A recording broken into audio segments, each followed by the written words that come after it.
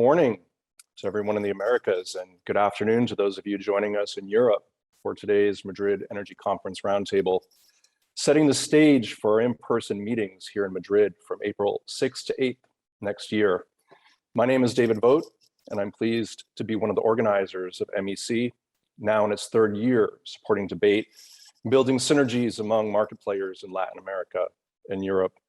Our focus is on the latest advances in energy policy with an eye on energy transition and the unique challenges faced on both sides of the Atlantic. As we head to the Glasgow climate talks at the end of next month, the world is facing some pretty amazing climate and energy challenges. Today, the markets are showing us the hard way that interconnectedness has never been more evident. So on behalf of IPD Latin America, together with our MEC co-organizers, the Institute of the Americas and Global Energy Partners, I'm pleased to welcome you to today's discussion with a distinct EU-LATAM focus and introduce our panel moderator, Kirsten Freude. Kirsten is Senior Corporate Communications Consultant at IPD Latin America, based in Washington, DC. For 13 years, she's been guiding IPD's approach to reporting on the complex policies and politics of energy in Latin America. Prior to joining IPD, Kirsten ran her own communications consulting business, advising companies in the financial and medical sectors.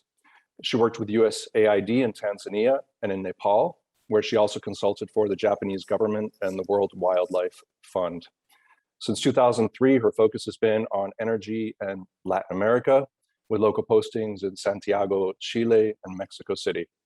So once again, many thanks to all of you for joining us today. Special thanks to our panelists. I'm looking forward to the discussion. And Kirsten, why don't you take it away? Great. Thank you, David. Good morning, everyone. It's great to see you. It is a real privilege to moderate this panel, and I'm excited to be doing this. I'm also really excited about the experts we have gathered for today's panel.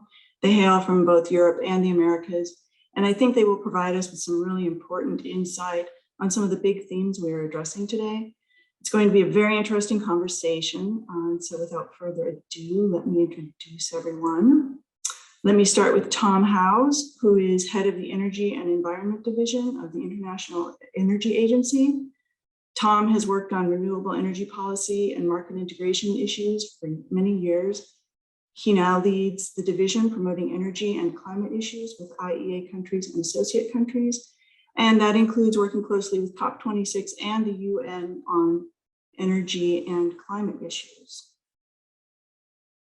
We have Luis Fierro, Green Economic Policies expert for the EU Global Support Facility for NDCs. Luis brings us amazing perspective, as he was also Vice Minister of Economy of the Republic of Ecuador. So he has real experience with the many facets of and challenges of the energy transition.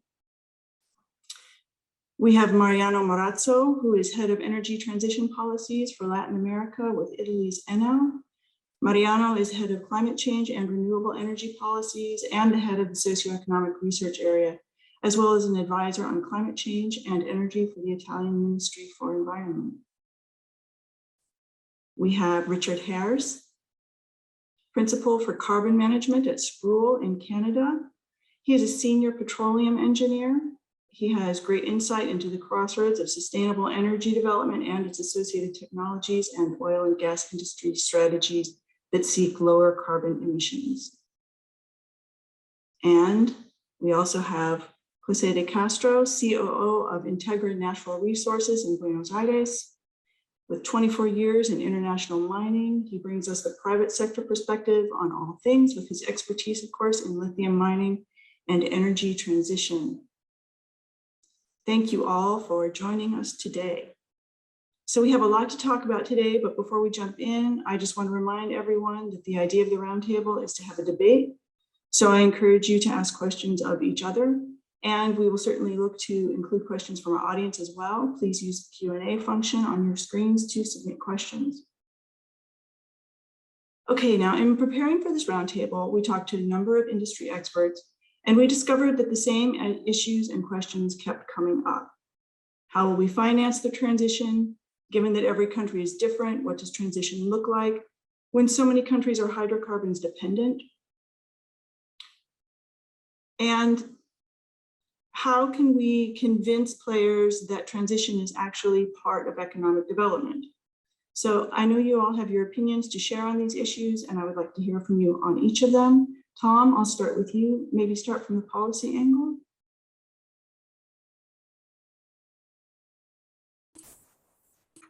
Sure, thank you very much, and good morning and good afternoon to everybody.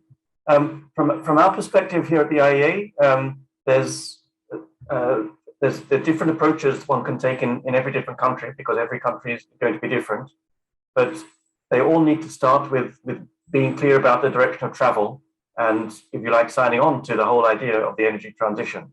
So setting the goals, whether that's updated NDCs at the forthcoming Glasgow meeting, or establishing net zero emissions ambitions and target dates, and developing roadmaps to start to give a credible sense of how one can actually reach these goals. That's an important first policy step that the governments have to take to start familiarizing their businesses, their citizens, and their economy with the whole idea of how to get there.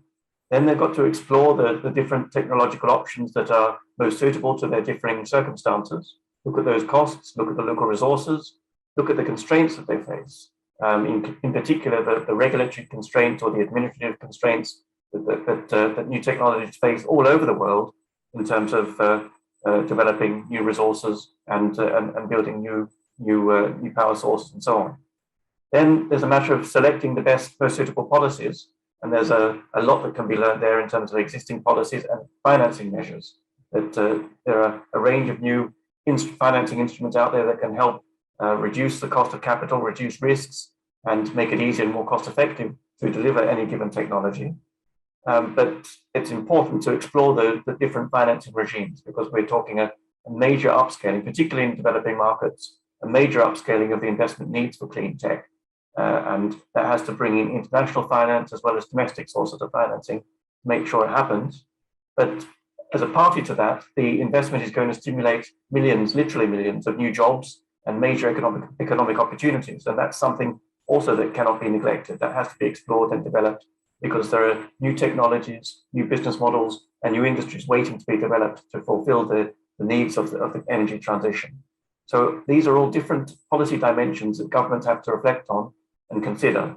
And in terms of the broad narrative of your conference today, there's a lot that's been done in Europe on all of these points, which is a useful best practice or a learning experience for Latin America.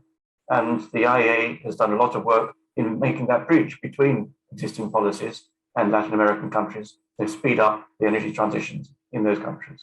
Thank you.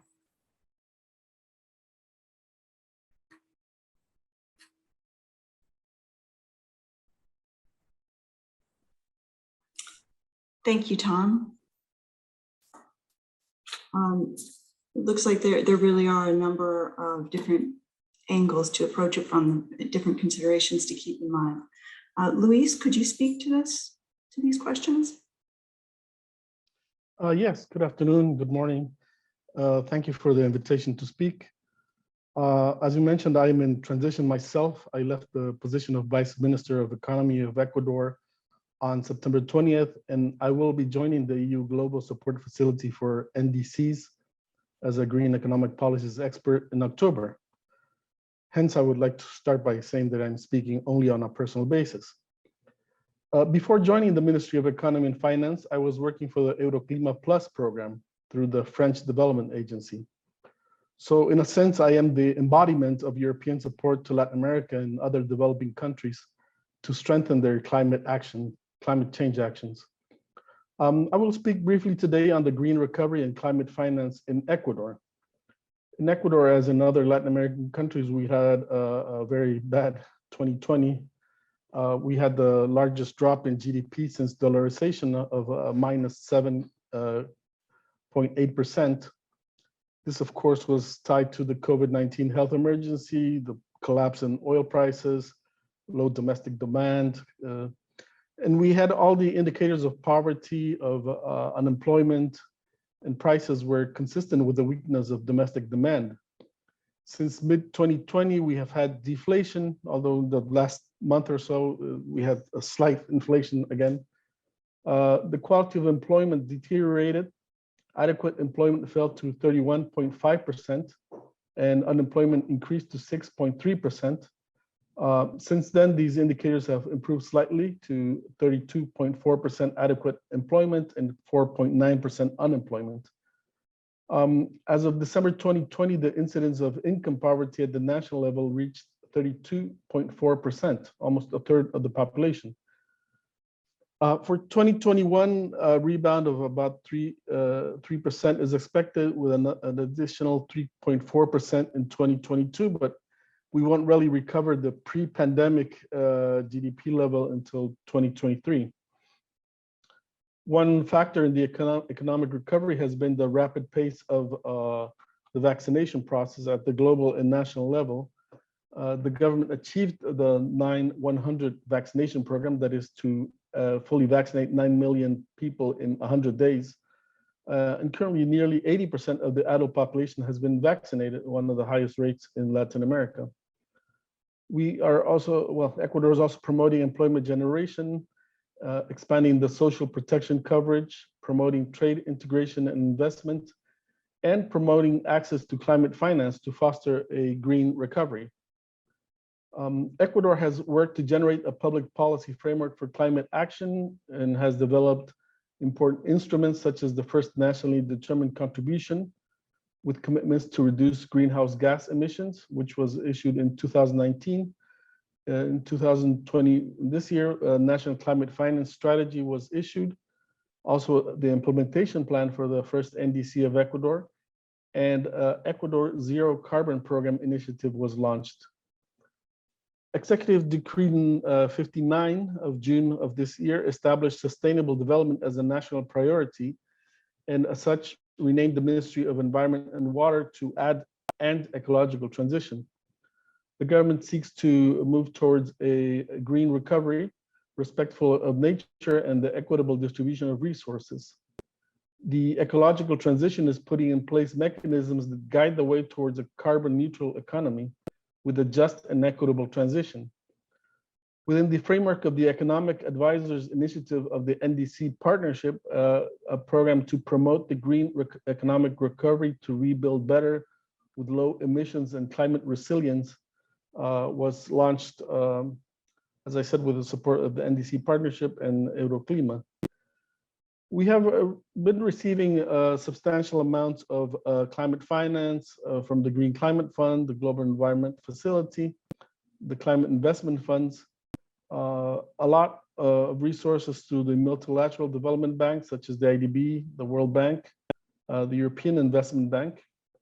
Also, the French Development Agency approved a $150 million policy loan to mitigate climate change and has also supported the cable metro from Durán to Guayaquil and a credit line for reforestation and forestry.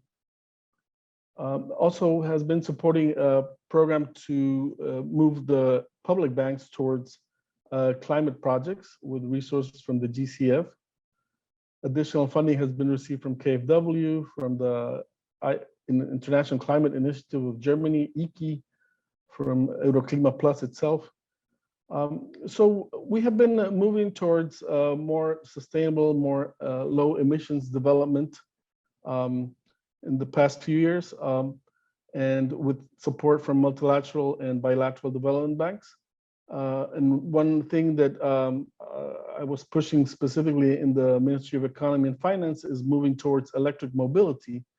That includes both public transportation, like the new metro in Quito, the tramway in Cuenca, the air cable in Guayaquil, but also electric buses and taxis, the installation of recharging stations. This, of course, with the view of moving away from fossil fuel subsidies towards electric mobility, given that Ecuador produces an excess of electricity through renewable energy, especially hydroelectricity. Thank you.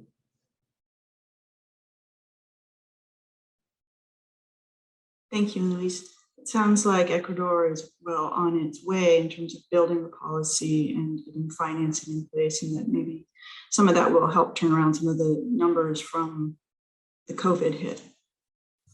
Mariano, could you speak to these questions? Thank you.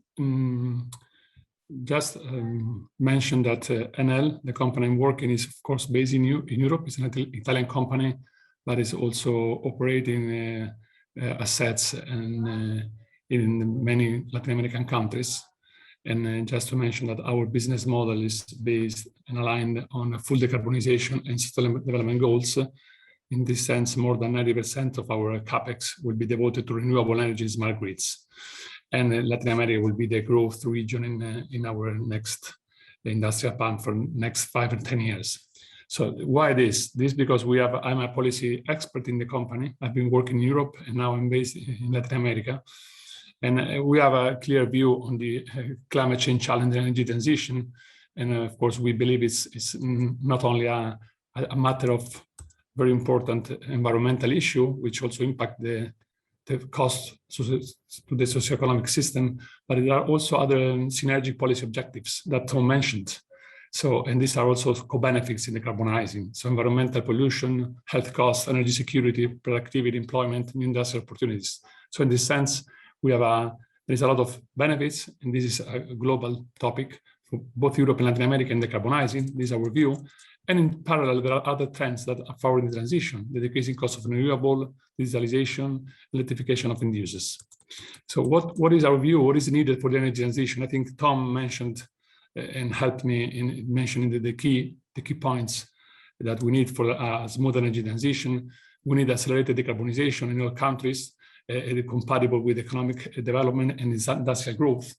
And for this, we also need, the main point is a stable and predictable policy and regulatory framework. So target instruments, governance on one side, but then specific sector regulation in power for renewable energy and regional and sub-regional interconnections, smart grids for electricity distribution and for electrification of end users. And of course, also new technologies for indirect electrification, such as green hydrogen. And last but not least, was mentioned the favorable financial framework, both at the domestic level and with international support. In this sense, as Enel, we have supported some dialogues that we call energy transition roadmaps, in which we worked with institutional and private stakeholders, following an open dialogue supported by a consultant and running 2050 emission scenarios at economy-wide level, with looking at technology mixes needed for full decarbonization, and then looking at the transition scenarios at 2030. And then the policy recommendations needed to ensure this transition, the achievement of these goals and other policy objectives. This was a nice exercise, and we had some nice results that we shared with governments, and we also know that in some countries such as Colombia and Peru, this was also a valuable input to the update of the NDCs. Just to touch upon the 4 topics you have put in the agenda, where are the findings of these policy studies and the challenges. On policy regulation, I think good news. I mean, well-designed, stable, predictable frameworks can support the full decarbonization compatible with industrial growth. In this sense, we have a good example with the EU Green Deal, showing approach with governance, looking long-term certainty, and also policy management to navigate the transition, but also specific regulation trying to align power market regulation, interconnection, distribution, electricity market integration with these targets. Of course, it's an ongoing effort, and we know that Latin America is a different place, and so there are other challenges, especially the first, I would say the social vulnerability and the revenues coming from oil and gas, because many Latin American countries are oil and gas producers. On technologies, of course, there is a need to use the available technologies, but also the need for innovative technologies. I would say that one key point in Latin America is how also to develop and to exploit the industrial opportunity in renewable energy and this transition. So in this sense, an international cooperation, especially with the EU, could support not only the decarbonization, cost-efficient decarbonization, but also looking at integrating value chains for producing these green technologies. I would mention as the last point for this first round, finance. Of course, all our studies, but also the net zero roadmap that the agency published this year shows that the transition as an economic benefits, but there's a huge upfront investment. So in this sense, I would say that the real single challenge, the most important challenge, how to provide access and the cost of financing for this transition. And this is particularly important for Latin America, looking at, of course, the financial constraints of Latin American countries, especially after the post-pandemic crisis. So in this sense, there is both the need to support domestic financing, so lowering the cost of financing for clean energy projects, the risking, but also the need of international support. We have a huge climate finance promise from developing countries, and I think one of the channels could be how to support the transition, transformation of these economies, especially where fiscal budgets are impacted by the transition. And I will leave the just transition issue for maybe a next round. Just mention that in EU we have now interesting discussions on how, for example, reduce the impact on the energy bills. In this sense, carbon pricing, which is an instrument that is being implemented in Latin America, has also the benefit of producing revenues that in Spain and Italy, for example, are used also to smooth the increase of energy bills for vulnerable consumers. So this, I think, the EU Special Fund is another good example of regulation that, of course, with different situations could be implemented in Latin America. Thank you. Thank you, Mariano. Yeah, it's a complex web there with the financing, the just transition, and then the specific challenges that each country brings, yet trying to get them to pull together. Richard? Hey, thank you, Kristen. So I work for an energy advisory called Sproul, and I lead their carbon management practice. And in the carbon management practice, we advise kind of all clients in kind of every corner of industry, however, mainly focused on oil and gas, but not completely on their energy transition. So that's everything from carbon CCS, so carbon capture and storage, to hydrogen, to life cycle assessments of and carbon intensity for their products, and the risk management of their energy transition pathway. So I do want to start by saying that I think us at Sproul, and I think we can probably agree as a panel, that I think climate goals are only going to be achieved through shared learning and cooperation between all countries. It truly is a global challenge. So I think there is absolutely learnings to be had, not just between Europe and Latin America, but North America and Latin America as well. I think at Sproul, I think we believe that energy transition pathways are kind of greatly influenced by regions' resource endowment and how the regional energy demand develops. So in Latin America, I think Latin America does need to apply the resources that are accessible, sustainable, and cheap to develop. Europe and Latin America do have different resources. So by resources, I mean everything from hydrocarbons to kind of solar resource to CO2 storage resource. Like there's a fair amount of prospective CO2 storage resource in the Campos and Santos basins in Brazil, for example. Population density is different, land mass, geography is different, and where they're starting in their energy transition journey is different too. So all those things need to be considered. I think it needs to be stated that Latin America does have a vast wealth of oil and gas resource. So 20% of the world's proven crude oil reserves are in Latin America. 4% of the natural gas reserves are in Latin America. So, and as stated by a couple of the other panelists, there is a large contribution of oil and gas revenue that goes towards GDP and exports. So all of those things need to be considered in their energy transition. Having said that, Latin America does have a massive potential in solar. It has a massive potential in organic carbon sequestration, and monetizing that through access to offset markets. There's also an opportunity in hydrogen and bioenergy and carbon capture and storage.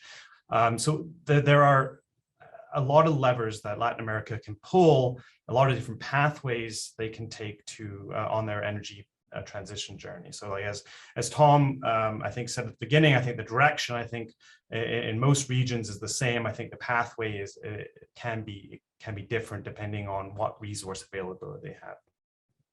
And then just to touch briefly on the key themes that we discussed earlier, I think regulation, clear, consistent, ambitious regulation is required. If we can take the recently released Fit for 55 Europe package and look at how ambitious some of those climate goals are, I think Latin America can learn a lot from that. I think financing tools, and I'm sure we're going to get into this more, but we have discussed already.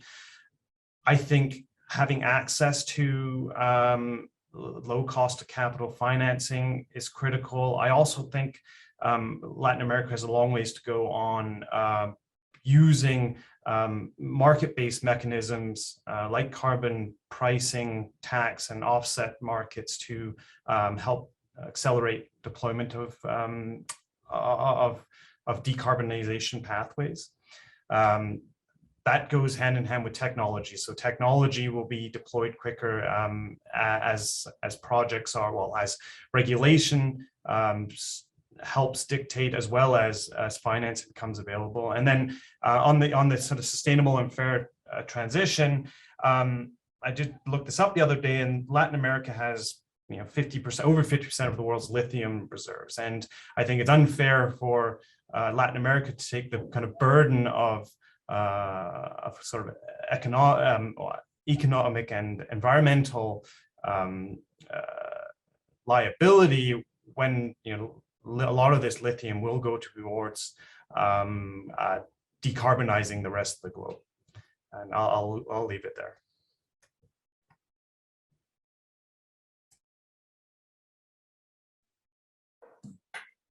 Thank you, Richard. Yeah, you're right. Latin America is hydrocarbons rich, but shouldn't have to carry the whole burden of the transition. Jose. Thanks, Kristen. Thanks to all the colleagues previous to. That was very interesting, all the presentations and introduction. I want to bring from the private sector, I mean, especially here in Argentina, but focus in Latin America, a different perspective or a tool that will be very interesting for all the energy transition. I think that we are involved in several development related with the critical minerals, for example, that will be very important in the next step related on energy transition, and that will be not just a tool for rechange or modify all the perspective from the social cultural base in Latin America.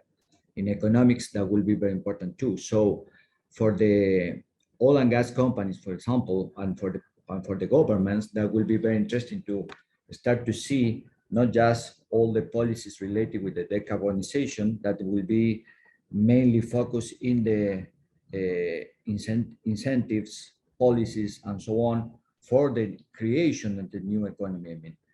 I mean, there are so many challenges too that is based on that, and that will be very interesting, especially because it's not so common in the public agenda to discuss about these subjects related, especially with mining. I am coming from the mining sector in general, and as Tom said, and Richard too, that for example, lithium, that is a very important resource in Latin America, became in a specific matter to be taken care of, but there will be others. And the potential for research and development from that side, the potential for investing in research and development in new technologies related with other materials, and the potentiality for create new value from copper, nickel, cobalt, manganese, cobalt, and so on, and graphite, for example, or rare earth, that will be very interesting in order to change some kind of perception and not to be so dependent in the long and midterm from the hydrocarbon, just hydrocarbons in general. I mean, there are so many opportunities and a very interesting window of opportunities here in Latin America based on that, especially when you put in all the geopolitics related with China supplying and so on. And I think that if we could be creating clear policies, nice or good environment for investment, that will be a good starting for changing and to the new economy, to net zero emissions in Latin America too. I mean, especially because this kind of resources are in the poorer side of our countries in general, and that will be changing all the economic matrix in every country. Of course, every country is different. I mean, it's not the same situation of Ecuador than Chile or Argentina or Brazil. But I think that is not just a challenge; it's an opportunity, of course. And from the general perspective of the investment, I think that the policies and especially to create all the sense in the general public related with the importance of this, that will be a good push in order to create policies related on this. And that will be changing to all the investment environment. Of course, you know that we have currently in Latin America a lot of challenges related with economic, but normally we are more focused in the daily base and not in the mid and long term. And I think that it's important to join both agendas in order to create that kind of synergy and potentially changing the economy, changing the investment, changing the economic matrix to that side. In our case, in Integra, for example, we are working, you know, that we are coming from the oil and gas. One of our business is oil and gas, but we are doing a deep effort related with this kind of new perspective. I mean, we are looking for new opportunities and becoming that opportunities in a good path for creating value in general in our country and in general in Latin America. I think that Europe has a good opportunity to see these kind of things, especially because the supply chain, that will be one of the challenges for this transition. So I think that is an open opportunity for everyone. Thanks, Crystal. Great. Thank you so much, Jose. Thank you for those insights. I think we are ready to move on to our Q&A section of the roundtable. And we already have a question from the audience that I'm going to throw out there for you guys. I want to encourage the audience to keep sending those in. Our first question is, the cost of electrical energy has about quadrupled in the last year in Spain, as well as in other European countries. A portion of this increase is related to different carbon capture initiatives. This cost is directly translated to the public in general. Do you think that the population in Latin America will be able to bear this cost? Or do you propose a different method of financing the transition?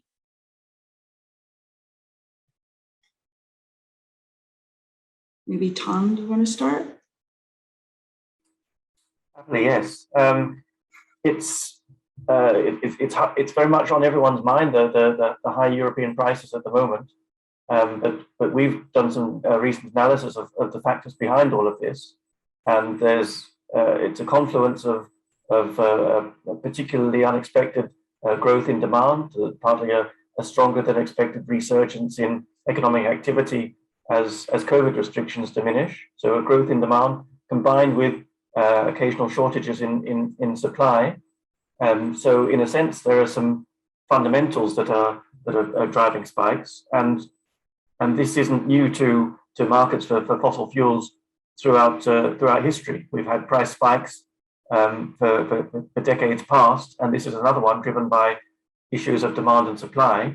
My executive director, Dr. Fatih Birol, was very clear on this earlier this week. He thinks it's not fair to attribute the current price spikes to any aspect of the clean energy transition. So they're separate issues, and at this particular time, there are fundamentals driving prices, and given the state of the early state of the energy transition, even in Europe, it's not fair to make that linkage yet. It's true that there are major costs to be incurred as we develop the new technologies and make the new investments. They're much more capital intensive than hitherto, so there's some major capital investment needed over the coming decades, and that will have to be financed. But the current high prices is not related to that.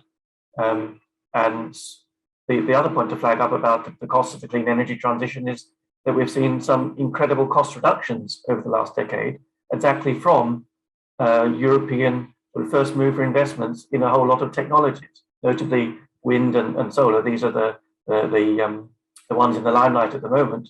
But we've seen some cost reductions even in technologies which are a bit novel, like carbon capture and storage. There, the number of projects is growing, and the cost estimates of those projects is declining. So there's every reason to expect the costs of these novel technologies to decline as production rolls out.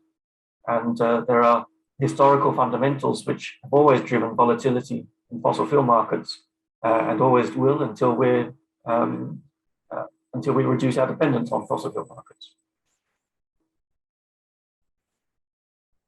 Great, thanks, Tom. Luis or Mariano, did you want to chime in on this at all? Well, in a broader sense, there is a move away from fossil fuel subsidies towards carbon pricing and carbon taxes.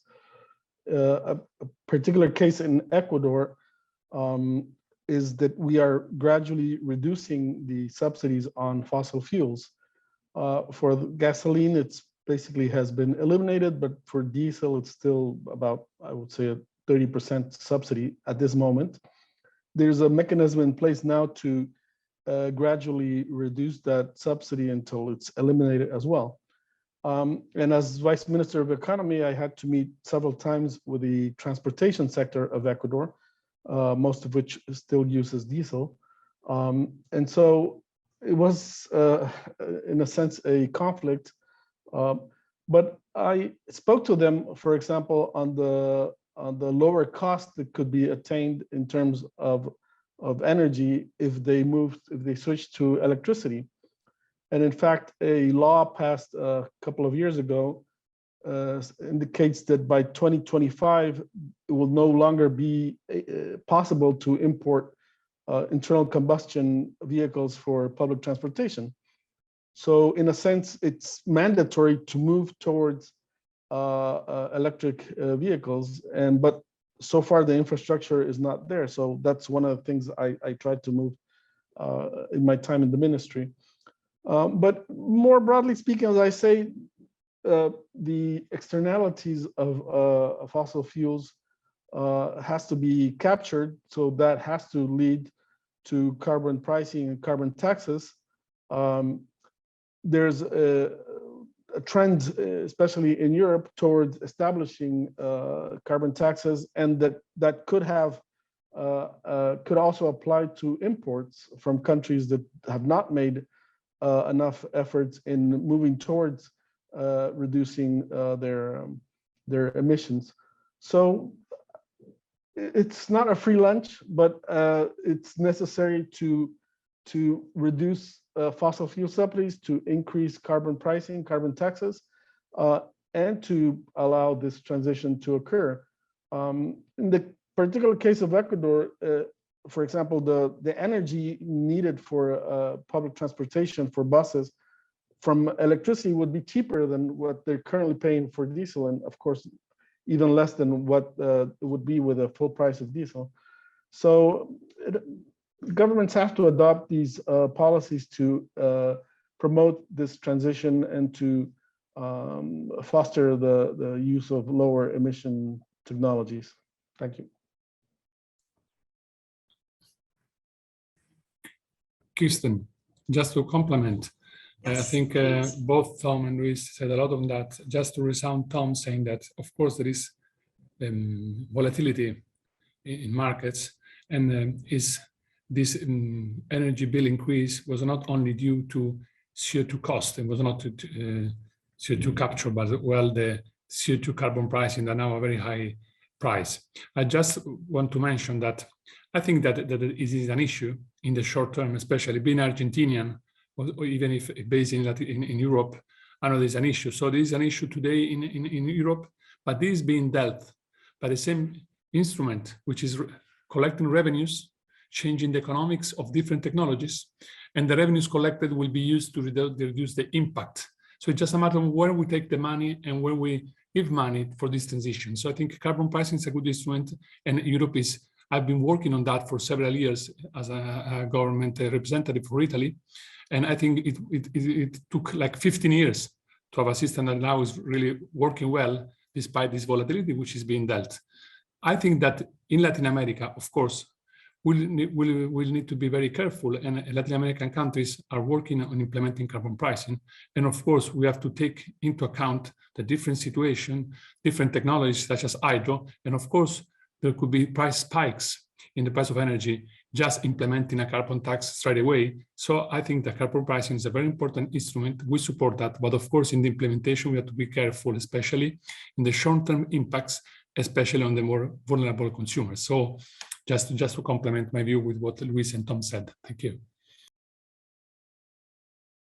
Yeah, I'll add one more thing too, and I agree with the other panelists.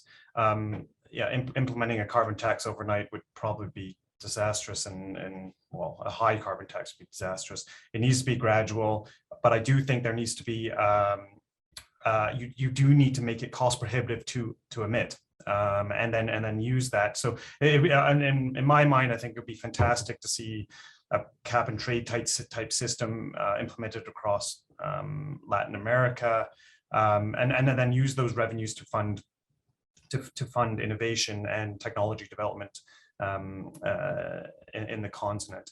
I do, though, think we need to incentivize, and this doesn't necessarily just apply to Latin America. I think you need to incentivize private sectors to invest, right? Yes, it's fantastic that there are non-market mechanisms and accessible financing for some of these projects, but unless the private sector gets behind it, I think the transition may stall, especially in developing countries.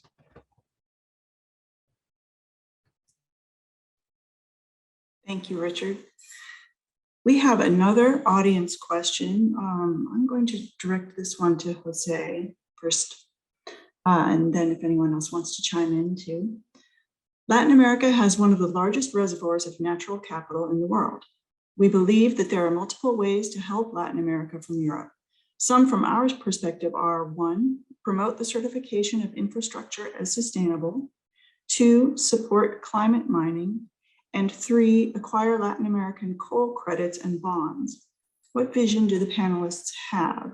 And Jose, if you could define climate mining for us first, please. I think that thanks, Rui, about the question. I think I am absolutely agree with practically all the subject that he's talking about.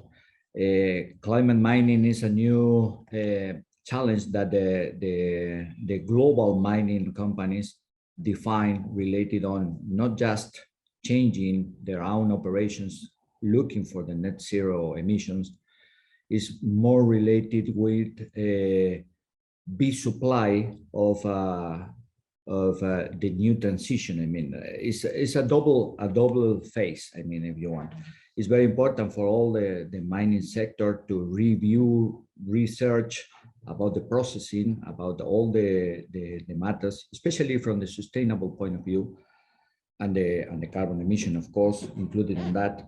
But there are other kind of challenges that will be important, and thinking that the new matrix related with the material is more intensive in minerals, so we will need more mining in general, and we have a huge challenge related on that. One of the important challenges that we have, and I want to come back over that, is about the general public perception about that will be related on the future policies and of course the support that will be in the society related with mining. There is something that is sometimes misunderstanding because it's look like the mining is separate of environmental challenges, and is absolutely the opposite. And the people need to understand that we need to put that in the public agenda, because if it is in the public agenda, then the politics and the policies that will be changing related on that. There are so many new incentive related with decarbonization, but when you want to advance related with the, for example, this case of climate change, climate mining, there are so many issues, problems to solve, I mean, in general. So currently there are, specifically in our countries, like in Chile, in Peru, and including Argentina, Brazil, there are so many new ideas related with mining that sometimes bring more issues than the problems that we want to solve. So it's very important to create the general social perception related on that, because after that there will be better support, and of course that will be bringing all the needs. And as I tried to explain previously, there's a very good opportunity for our countries in general and for the people in general, and that will be, I think, the base in order to create a very smooth transition to the net zero emissions. If we don't have something some economic importance sector that will be changing oil and gas and all the support for the people, for the economic, for in general, for all our countries, that will be very difficult to afford things like, as the previous question asked. Now there is no the possibility to afford for the local people this kind of changes in energy price, in carbon price, and so on.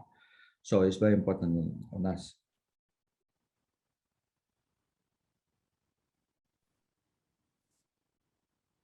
Yes, I want to, sorry, Crystal, I want to come back over a part of the response of Rudy. I think that is very important, the water footprint, of course. It's part of the sustainability in general, but the main things related with climate mining is based on that, in energy transition, all the carbon footprint, but water footprint is very important too. So it's, especially I'm talking about not just in the common processing of mining. I'm talking of the new mining too, because, for example, lithium production is based on some kind of resources that is based on brine and is related with water. So it's very important to understand all that kind of challenges and work together in order to create that kind of opportunities and became in a thing that will be important for Latin America in general. Great. Thank you so much, Jose. I would like to direct a question to Mariano now. Mariano, you spend a great deal of your time engaging with national stakeholders on energy transition. What do you think are the most critical policy objectives, and what's the scorecard? Where are countries progressing and where are they falling short?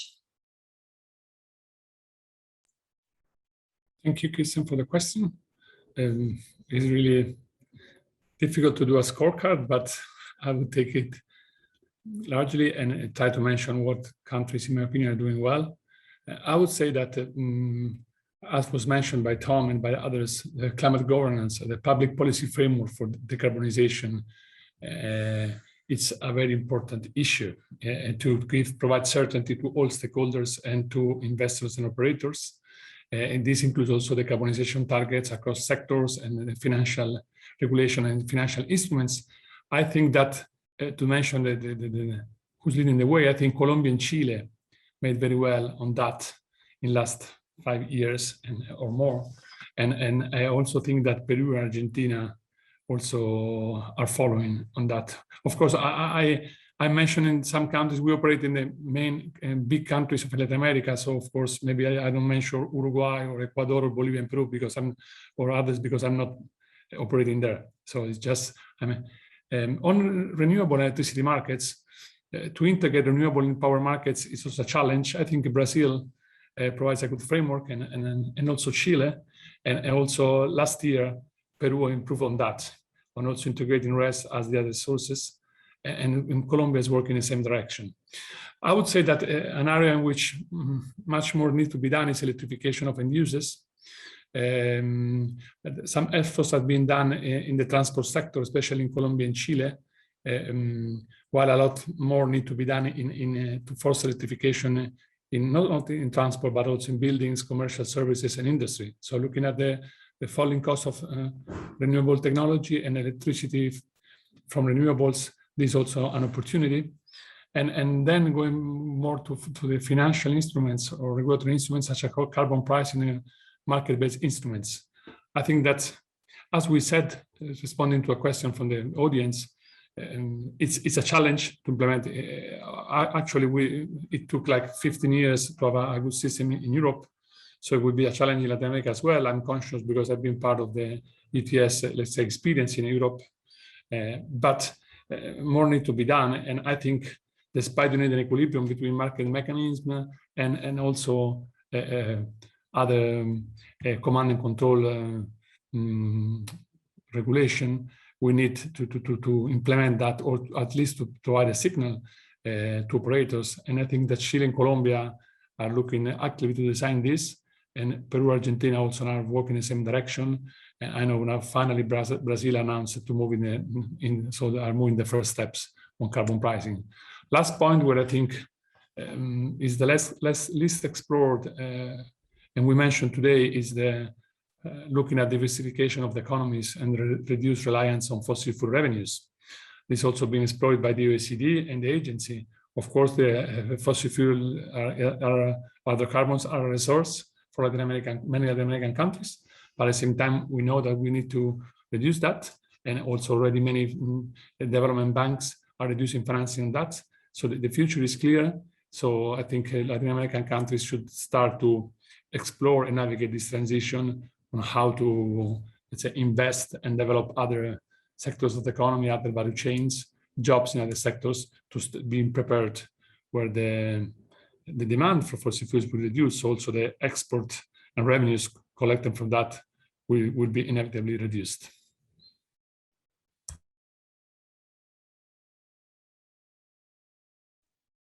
Great, thank you, Mariana. Did anyone else want to address that question about who is doing well? I'll just add something on the kind of the hydrocarbon industry, and I come from the hydrocarbon industry, and I do have a soft spot for it at times, but like I'm fairly pragmatic about it, and it's not going to go away in Latin America. And I think there needs to be an effort to help the industry decarbonize in Latin America as opposed to shutting it down.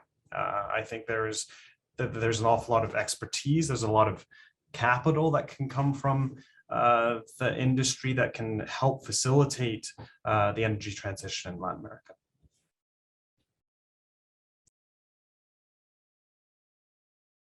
Great. Sorry, just a quick reaction. Of course, I'm not mentioning shut down anything. I just said, of course, that this is also part of an OECD project now developed by the Sea Development Center with many Latin American countries and other fossil fuel producers.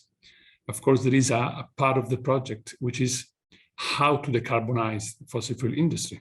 So to start developing and using that in next years. But then another part is also how transition away, because in the longer term, there will be less space for fossil fuel. So I think we have to balance these two things. So in the short term, decarbonizing and exploiting fossil fuels, but we are in a transition to net zero and to negative. So this is just science. It's a global commitment. So I'm just saying that we need to explore, and so Latin American countries should also start, and they're looking with this international project to look how to work in and exploiting the fossil fuel while transitioning away in the medium and long term. So I think that we need a balance between these two these two source of revenue and income for countries.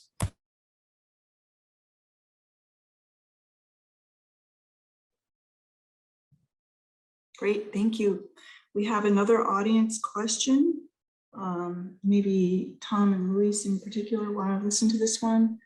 Understanding that many countries' NDCs are contingent upon external funding support, what is the panel's expectation for climate finance for developing countries? Will there be a concrete commitment coming out of the Glasgow meeting? On my side, we're working quite closely with the UK presidency, and they very much have this on their agenda. They've got firstly the objective of getting the commitment to the 100 billion a year that's already been agreed, and seeing how developed countries can actually go beyond that.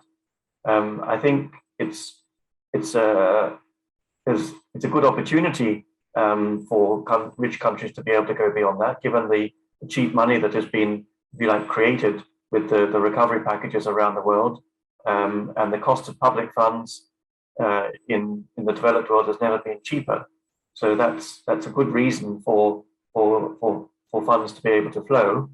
But having said that, it's always a difficult political discussion in every country, and it's just a matter of building up the momentum, the expectation that the countries will come forward and help this to happen. At the same time, we need to say that it's not something that the developing countries can rely on entirely, and there's lots that developing countries themselves can be doing, both in terms of their own. I mean, we've been talking about it in different measures this afternoon, the different regulatory regimes that they have that can be simplified, the administrative procedures that can be made cheaper and faster. All of these things, providing a stable regulatory framework and policy framework, help reduce the costs of the transition, of introducing new technologies, and also therefore help reduce the cost of the capital needed to do it. So there are different ways to tackle the financing issue. Hopefully there will be some funding coming forward and with pledges at Glasgow, but there are other things countries can be doing. I also wanted to flag up, I've heard a couple of times today about the need to have the energy transition and to make the change in the medium and the long term.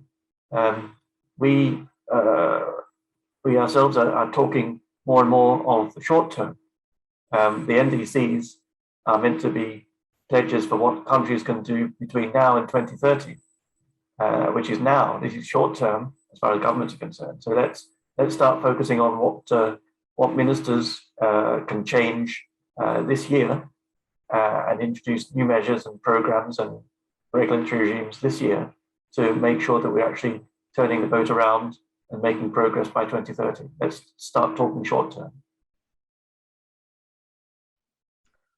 Before, in a previous capacity, I was climate finance advisor for ILAC, which is a group of 8 Latin American countries. They're very progressive on climate change issues, many of those that were mentioned by Mariano, Chile, Peru, Colombia, Costa Rica, etc. And I was advisor during the run-up to the Paris climate change conference. So that's where this $100 billion per year of resources mobilized by developed countries for developing countries was established. And in fact, as Tom mentioned, one of the commitments was also to increase this minimum of climate finance. Unfortunately, of course, this amount has never been met. Even taking the expansive view of mobilized private sector capital by governments, I believe climate policy initiatives pegged it at around 76 billion, so still far short of the 100 billion. And on the other hand, the needs to finance this energy transition in all developing countries, of course, far exceeds 100 billion per year. One thing that does help is, as several of the panelists have mentioned, is the fall in prices of, for example, solar and wind energy. But still, many developing countries still have challenges in financing this transition.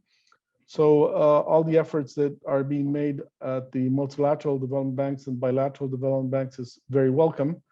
I've noted, for example, positively that Secretary Yellen has been establishing even greater restrictions on funding for high intensity projects at the multilateral development banks. And of course, that's very welcome. One thing, for example, that we are doing in Ecuador is opening up the investment for private sector in the non-conventional renewable energy sectors. So already concessions have been made for a large solar generation plant in Manabí, in the terrains that were flattened by the Correa government for supposedly a refinery, but that never took off. They spent like $1.5 billion flattening this terrain. Now at least it will be used for a solar farm. Also a wind energy farm in Loja, and also a solar farm and also a battery system for Galapagos. So to promote renewable energy through private sector investment. This has also led, of course, to the need for some regulations, some changes in regulations, and to allow for the private sector participation, because currently most of the electricity generated is by the state owned company. So I think these type of measures that enable private sector participation in low carbon intensity and renewable energy and public transportation and so forth is needed.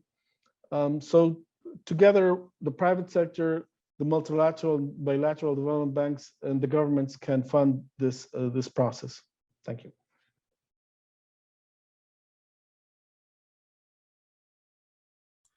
Christian, from my side, Yes. having participated as a government representative to many COPs, as I would resound what Tom said, what Lou said.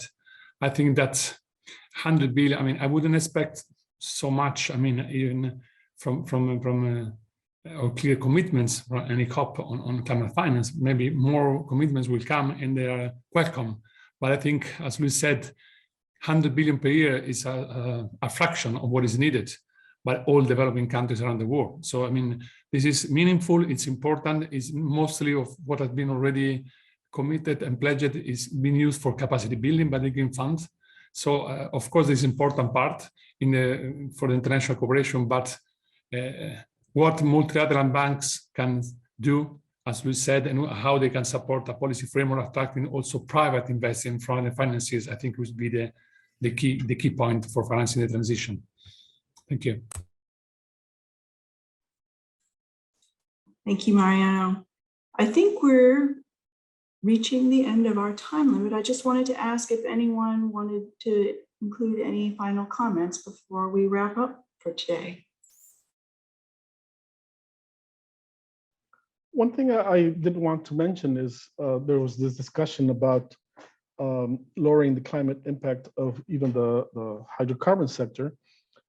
Currently in Ecuador, for example, there's gas flares in the oil fields and in the refineries, which of course is an environmental crime, but also I would say an economic crime because it's wasting valuable resources.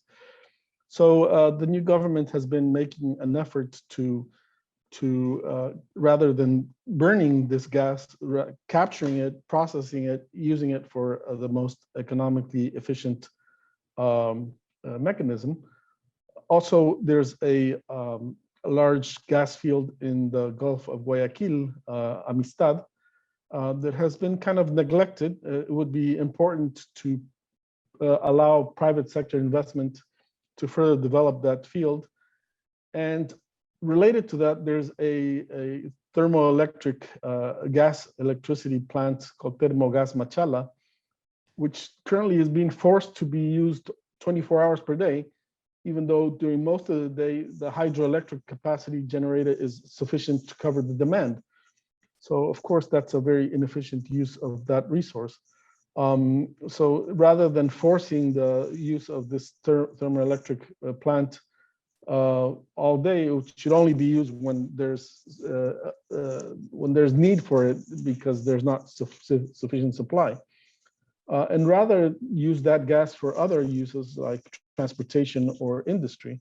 There has been a proposal by the buses of Machala, which is the city nearby, to convert the buses from diesel to gas, so to better use these resources. But more in general, I would say there's a lot of inefficiency and waste and excessive emissions, even in the hydrocarbon sector, which should be reduced. One positive thing is that Petroecuador, which is a state-owned oil company, has committed to having a more sustainable procurement policies. So that at least is an advance. And in general, as I said before, there's an effort towards moving to foster renewable energy rather than having fossil fuel-based electric generation. Thank you. Just a final comment, Kristen. I want to come back over the, of course, following up Luis and on all the panelists. I think that it's very important for all us to see Latin America with as I tried to explain, a window of opportunity. We have a lot of things that could be becoming in an importance in this transition. And I want to come back over this kind of thinking about the role of the critical minerals that will be very important in the near future. An electric car that will be practically 5 times of usage of materials that are currently in our countries, and that will be very important for us to be part of that transformation, including all the power generation coming from offshore wind, onshore wind, solar, photovoltaic, nuclear, including. That will be very important to understand all this transition, because I think they are not just the same kind of thinking in boxes. I mean, it's more open and more creating innovation in general related on that. That was based too in the climate mining that the people was asking about. You know, I think it's very important for us to understand that opportunity. I think it's a good base or point of starting for our countries, and surely that will be practically easy to be financed if there are innovation, and that will be part of the new matrix in the near future. Great, thank you, Jose. Tom, I see you have your hand raised. Would you like to close us out with your final comments? Thanks a lot. Yes. No, well, partly just to answer that last question on methane, the IEA has produced a methane tracker. We're looking both at the different measures that can be introduced both upstream and downstream to ensure that methane is captured. And that's very much in support of the EU-US initiative on methane. Perhaps if there is an area where investments and in gas and oil and gas is important, it is in methane capturing. Otherwise, it's not necessarily to be recommended. I think from my side, I think there's the opportunities in Latin America that we've been talking to this afternoon include the ones for the new technologies and the wealth of resources in Latin America that facilitate the clean energy transition, not least in critical minerals. Our analysis of critical minerals shows that the markets for these materials is going to be booming in future decades. So these are areas where traditional skills of companies can be directed towards the clean energy transition rather than traditional fossil fuel exploitation. So I think I'd end up on that note that there are wonderful opportunities in Latin America. There's lots of experience, both government and corporate, in Europe, and let's hope that these two worlds come together and that such an engagement can help the Latin American energy transition happen faster than it has in Europe, because it needs to happen faster. Thank you.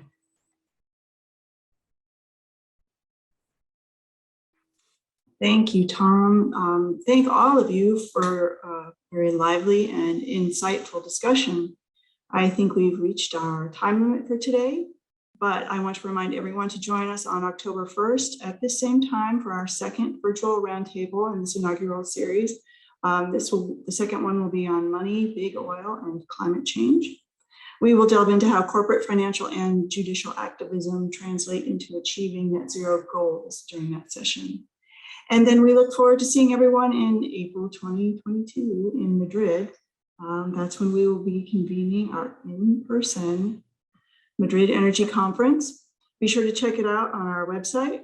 For more information, it's at www.madridenergyconference.com. Thank you, everyone. Have a great day, great evening, wherever you may be. Bye. Thank you. Bye-bye. Thank you very much. Thank you. Thank you. Thank you.